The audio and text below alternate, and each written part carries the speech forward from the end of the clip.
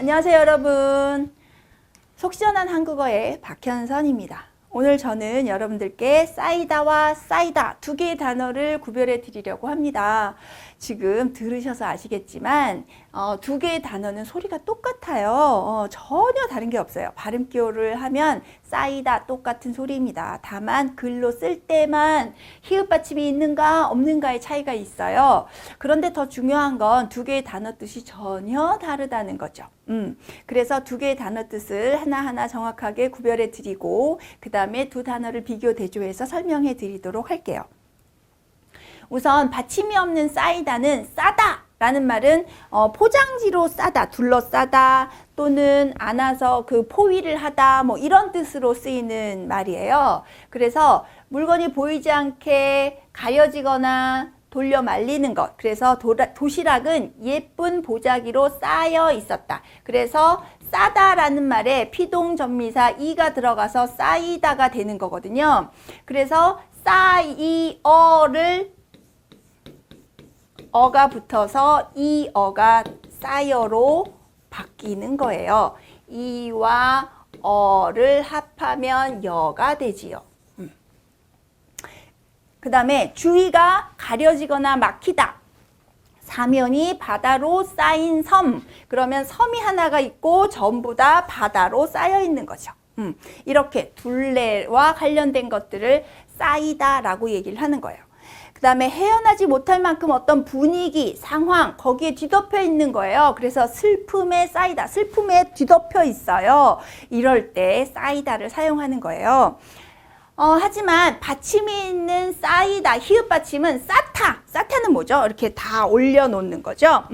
그 말의 피동사예요. 그래서 여러 개 물건이 겹겹이 폭에 얹혀져 있는 것. 책상에 쌓인 먼지. 책상 위에 먼지가 쌓였어요. 높이와 관련되는 거지. 그 다음에 재산, 명예, 신뢰 이런 것들이 많아졌어요. 그래서 신뢰가 쌓여갔다. 신뢰가 높아져 갔어요. 이런 뜻이에요. 또 경험, 기술, 업적, 지식 이런 것들이 많아졌어요. 그래서 지식이 쌓여가는 거, 높아져가는 거죠. 그래서 학문의 기초가 쌓인, 10년 동안 쌓인 경험 이렇게 되는 거예요. 또 할 일, 걱정, 피로 이런 것들이 많아졌어요. 피로가 쌓였어요. 누적됐어요. 이런 말이죠. 그래서 쌓이다라는 말은 둘레와 관련된 말이고요. 쌓이다, 히읗 받침이 있으면 이것은 높이와 관련이 있는 말이에요. 자, 히읗 받침이 있어서 좀 높아졌잖아요. 그렇게 기억하세요. 히읗 받침이 있는 건 높이와 관련된 거, 히읗 받침이 없는 건 둘레와 관련된 거. 이렇게 기억하시면 조금 쉬워질 거예요. 자, 그래서 다시 두 개의 말을 비교해서 정리해 본다면 쌓이다라는 말은 둘레와 관련된 거예요. 그래서 나를 둘러싸고 있는, 그래서 둘러싸다라는 말과 함께 기억하시면 조금 더 쉬워지겠죠.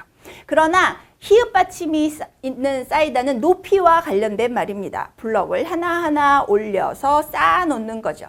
이럴 때 높이와 관련된 쌓이다 라는 말을 쓰는 거예요. 그래서 빚이 쌓이다, 할 일이 태산같이 쌓이다, 이렇게 또 많아졌어요 라는 말이고, 빛으로, 이 빛은 태양빛처럼 광선을 얘기하는 거고, 이거는 빚은 그 빌린 돈 같은 거를 말하는 거잖아요. 그래서 빛으로 둘러싸이다, 빚이 쌓이다 이렇게 표현을 하는 거죠. 안개에 둘러싸인 시골 마을, 할 일이 태산같이 쌓였다 이렇게. 그래서 중요한 건 쌓이다, 받침이 없는 건 둘레와 관련된 말, 히읗 받침이 있는 건 높이와 관련된 말, 이렇게 기억하시면 이제 상황에 따라서 두 개의 단어를 구별해서 사용하시는데 어려움이 없을 거라고 저는 장담합니다. 네. 자, 이제 어떤 말이 맞는지 여러분들께서 배운 걸로 한번 풀어보셔야 되겠죠? 저는 잠깐 기다릴게요.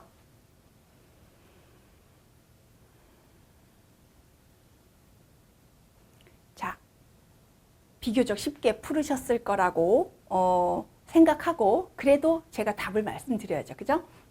자, 신비에 쌓인 원시림. 그럼 신비에 높이가 쌓였을까요? 둘러싸였을까요? 둘레와 관련된 거니까 받침이 없는 거 써야 되죠. 또 금고에 돈이 쌓여도 근심이 끊일 날이 없다. 돈은 둘러싸이는 것이 아니라 높이 누적되는 거잖아요. 그래서 받침이 있는 거 써야 되겠죠. 신문지로 쌓여있는 생선, 그러면 생선이 신문지로 둘러싸여 있는 거잖아요. 받침 없는 쌓여. 포인트가 엄청 많이 쌓이네. 포인트는 높이로 누적이 되는 거니까 받침이 있는 쌓이네. 다 맞으셨죠? 네. 다시 정리 한번 합니다. 받침이 없는 쌓이다는 둘레와 관련된 말, 또 받침이 있는 쌓이다는 높이와 관련된 말, 요것만 기억하세요. 그리고 상황에 따라서 이게 높이와 관련된 말인가? 둘레와 관련된 말인가? 요것만 기억하시면 틀리지 않고 잘 사용하실 수 있어요.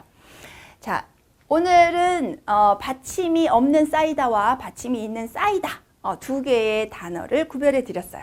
앞으로도 저는 헷갈리는 한국어를 이렇게 선정해서 여러분들께 설명드리려고 하거든요. 그러니까 제가 올리는 정보를 계속 받아보시고 싶으시다면 반드시 구독 버튼 눌러주세요. 제가 올릴 때마다 여러분들과 만날 수 있게 될 겁니다. 자, 오늘 설명은 여기까지고요. 다음 시간에 또 만나요, 여러분. 안녕.